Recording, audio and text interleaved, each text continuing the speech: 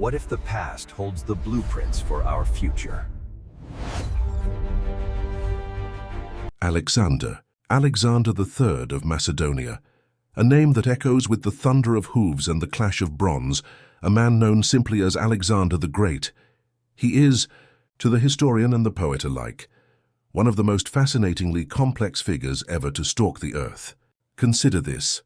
In the breathtaking span of just over 10 years, a mere decade, he wrenched control over the largest empire the world had ever been forced to acknowledge. He didn't just conquer, he unleashed the Hellenic culture, spreading its influence like wildfire from the ancient stones of Greece all the way to the distant, mysterious borders of India. In doing so, he irrevocably altered the very trajectory of human history for more than 2 millennia. For 2,000 years, his life story has been feverishly analyzed, transcribed, and endlessly reimagined. He started, innocuously enough, as a young king in the rugged kingdom of Macedonia. Yet in his own lifetime, he rapidly transformed into a hero, a legend, and eventually a living god. After his premature death, his myth only grew, exploding outwards to make him the foundational hero of countless successor kingdoms, the ultimate, burning aspiration for every ambitious politician and military leader across the vast interconnected Greco-Roman world. Later, during the long centuries of the Middle Ages, he was romanticized, viewed as a chivalric paragon, a virtuous knight from a glorious bygone era. Still later, the view shifted again, seeing him as a figure of pure Greek tragedy made flesh, a man who achieved everything purely on the back of his own ferocious ambition and unyielding drive, only to die tragically young, his course uncompleted.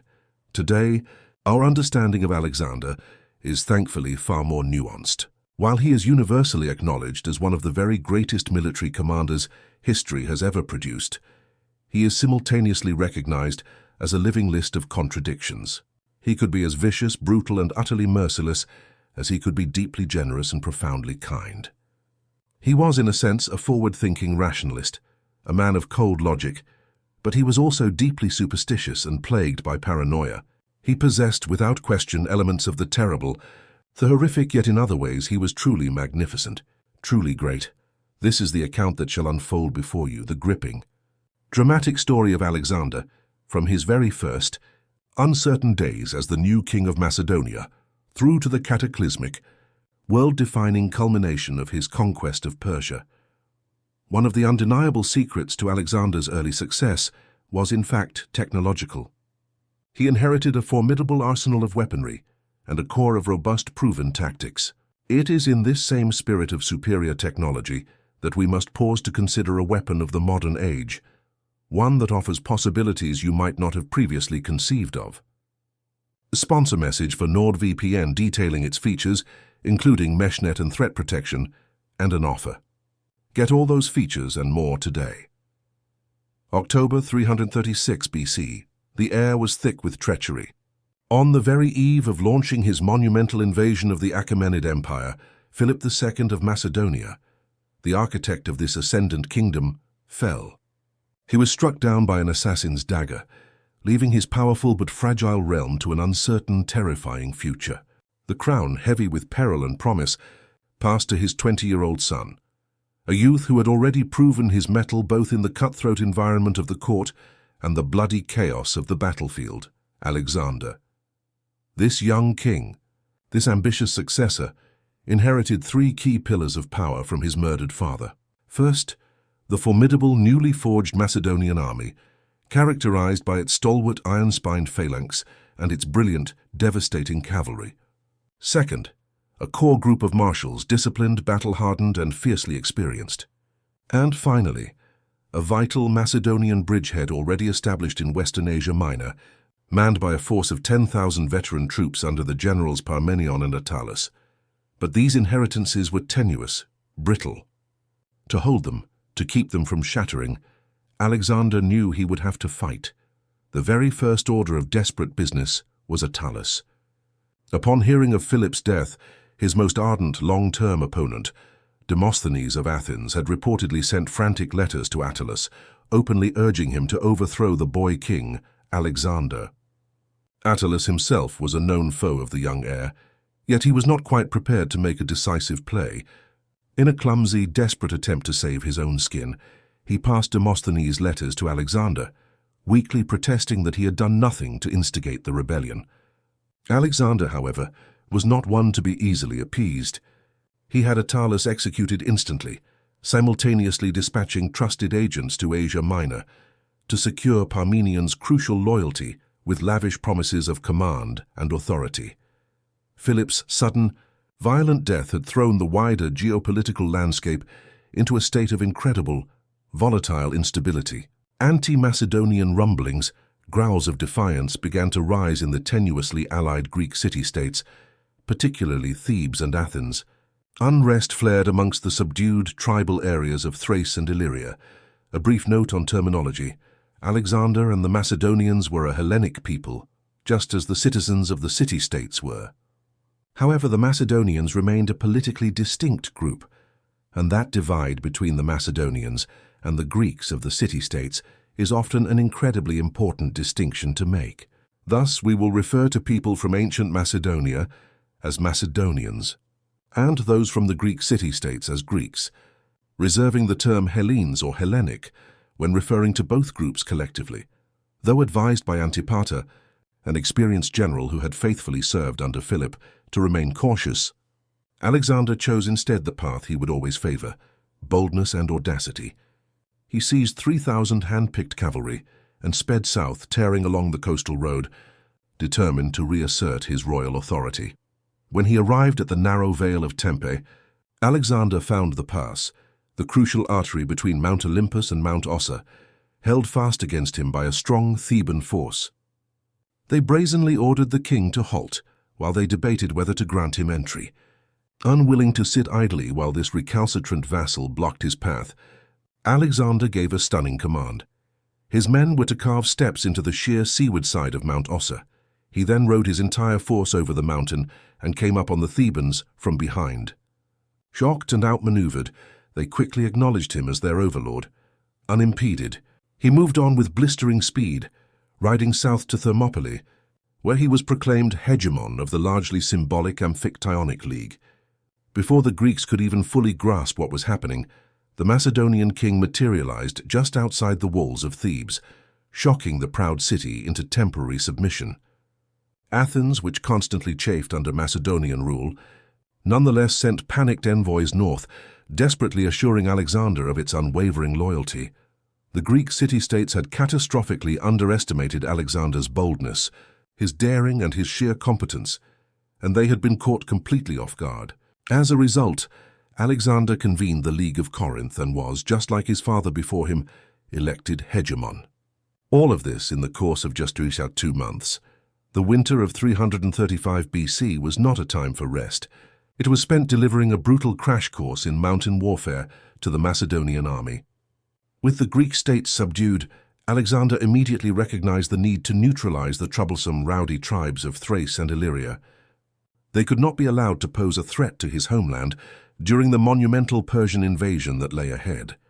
When the spring of 335 arrived, Alexander advanced north from Amphipolis, leading a powerful force: 12,000 heavy infantry, pegetairoi, 8,000 lighter infantry, and 3,000 cavalry. Arrian records that the Macedonian army first faced serious Thracian opposition at Mount Haemus, where the lower slopes. 3 days' march later, Alexander reached the Danube River, directly opposite the island refuge of Cyrus, known as Puce. As planned, he rendezvoused with a small squadron of warships that had been sent from Byzantium, manned them with heavy troops and archers, and launched an attack on the island. Unfortunately for the Macedonians, a combination of the enemy's dogged resistance, limited avenues of approach, and a fierce churning current led to the failure of this assault. Seeing he was making no headway, Alexander withdrew the ships to the southern bank. By this time, a formidable band, 10,000 nomadic Getae infantry and 4,000 horsemen, had gathered on the opposite bank. The island might well surrender out of sheer terror of the king, but first his army had to cross the Danube, and his small fleet was insufficient for the task. So Alexander issued a bold command. Every native canoe and light craft was to be gathered up, and floats were to be hastily fashioned from tents stuffed tight with hay. Thus provisioned with this makeshift fleet that night, masked by the profound darkness, Alexander bravely ferried 4,000 of his infantry and 1,500 cavalry across the Danube. Successful, he disembarked them. Alexander, aided by a picked force of Agrianian hypaspists and 400 cavalry, managed to save his comrade and send Glaucius scattering back into the hills. Despite this small, desperate win, the grim fact remained. The Macedonian army was in an inextricable bind, caused entirely by the king's own hasty miscalculation. If Alexander attempted to withdraw now through the narrow pass, there was a terrible danger that Clitus's Pelium garrison would assail his men from behind. If he stayed where he was, unable to... But Alexander, the companions, and the Agrianian hypaspists valiantly held the position long enough for siege catapults to be urgently set up on the far side. From there they began a sustained, terrifying bombardment of the Illyrians, the first recorded use of siege weapons as field artillery. This novel use of field artillery, coupled with covering fire from archers, allowed the crossing to be completed. All of a sudden, the Macedonians were free, having not lost a single man in extracting his army, and Alexander was not content with merely running away. He withdrew a few miles from the Pelium area and waited, sending out constant probing scouting parties to observe the movements of Glaucius and Clitus. After 3 days of general recuperation, a reconnaissance force returned with a piece of good news. Believing Alexander, many more were spotted as they fled in panic and disorder.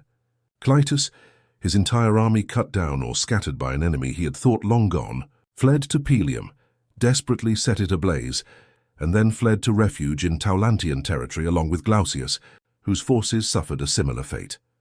Our primary sources do not detail Alexander's immediate next move, but historian Peter Green believes that the Macedonians marched up the country to a crossing in the Echedorus River, where they eventually reunited with political opponents, including Amyntas and Philip's wife Cleopatra. While Olympias consolidated her position in Pella, Alexander gathered his army and moved over 30,000 troops, 250 miles at a phenomenal speed of 18 miles a day through rough mountain terrain. He descended into Thessaly, passed Thermopylae and encamped at Onchestus in Boeotia. Not long after that, in September 335 BC, he and his grizzled, exhausted army were taking up positions outside Thebes, much to the utter disbelief of the city's inhabitants.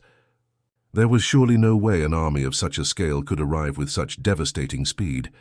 While the army had been approaching the walls of Thebes, the king's temper had cooled slightly. He was, for the moment, willing to be reasonable, keen to reconcile with Greece, so he could finally look toward his pan-Hellenic war against the Achaemenid Empire. Alexander merely demanded that 2 of the uprising's ringleaders, Phoenix and Prothites, be handed over, and everything else could be forgiven. The Thebans, in a brazen fatal act of defiance, spat on this olive branch, making a counter-demand that Philotas and Antipater should instead be handed over to them. Moreover, all who... the main position before they were repulsed. Night fell and passed, and then the sun rose again, at which time Alexander shifted his army south to where the Cadmea merged with the walls of Thebes. Here the Thebans had constructed 2 layers of stockade to ensure the complete sieging of the Macedonian garrison, and it was just outside these palisades that Alexander made his camp. The Thebans had freed the slaves in the city and armed as many citizens as they could, a hastily mustered force. The long-term impact was immense. With Thebes' unprecedented and shocking extermination, Alexander hammered the final nail into the coffin of his relationship with the other Greeks. Outwardly, they collaborated, of course, with cynical obsequiousness, as Peter Green writes, but they never forgave him. After their first shock terror had worn off, the attitude of the Greeks toward Alexander hardened into a bitter and implacable hatred. But for the moment, the king was not overly concerned with that. At both Issus and Gaugamela, Darius III took to the field personally, rather than delegating the battle to a subordinate, which is a further testament to his courage. Though he retreated in each battle, the sources are clear that Darius only fled when things were looking disastrous. At Issus, for instance, the horses pulling his royal chariot had both been badly wounded, almost leaving him stranded. And at Gaugamela, his chariot driver was killed, And he was quite possibly wounded himself. In terms of purely military matters, while there is no need to portray Darius as a military genius, he was far from utterly incompetent. Darius was compelled to take the field after the death of Memnon of Rhodes, and in just a few months, he had managed to amass a significant army to confront Alexander at Issus, no small feat of logistics. At Issus, Darius had actually managed to gain a crucial leg up on Alexander by cutting off his supply line and forcing a battle. Moreover, he had chosen a reasonable battlefield that gave him a strong defensive position, albeit at the cost of not giving his cavalry enough room to maneuver. But Darius learned from the mistake and picked an excellent location for his next battle at Gaugamela, where he would be able to best utilize his key strengths, his sheer numbers, and his powerful cavalry. Prior to the battle, he also made sure to extensively drill his troops to increase their discipline. On both occasions, however, he was tragically outmatched by Alexander. Being defeated by one of history's greatest tacticians is surely no source of shame. It is also worth pointing out that at Gaugamela in particular, the Persians were able to force a gap in the Macedonian line and almost crush the Macedonian left flank. The battle was only won because of Alexander's masterful and audacious generalship, and Darius may well have been victorious against a lesser opponent. Darius's fleeing from both battles is often cited as clear evidence of his incompetence. However, it is worth pointing out that on both occasions retreating was probably the most strategically sound decision. If Darius had died or been captured at Issus, for example, it is highly likely that Alexander would have easily been able to proclaim himself as the king of Persia right there and then. Darius's survival from both battles was crucial for there to be any kind of organized Persian resistance to the invaders. As a result, it is perhaps better to treat Darius as Alexander did, with respect. The death of Darius III marks the end of the first, most dramatic half of Alexander's campaign. The apparent goal of the campaign, the destruction of the Persian Empire, had been effectively achieved. However, if there is one aspect of Alexander that is agreed upon by every historian, it is that he was relentlessly ambitious. As a young boy, Aristotle had taught Alexander geography, and he was aware of lands far to the east and the great ocean that lay that way. Already he was making frantic, world-altering plans for the next phase of his campaign. Why stick to the tight confines of the borders of Persia, when the entire world seemed to be within his grasp?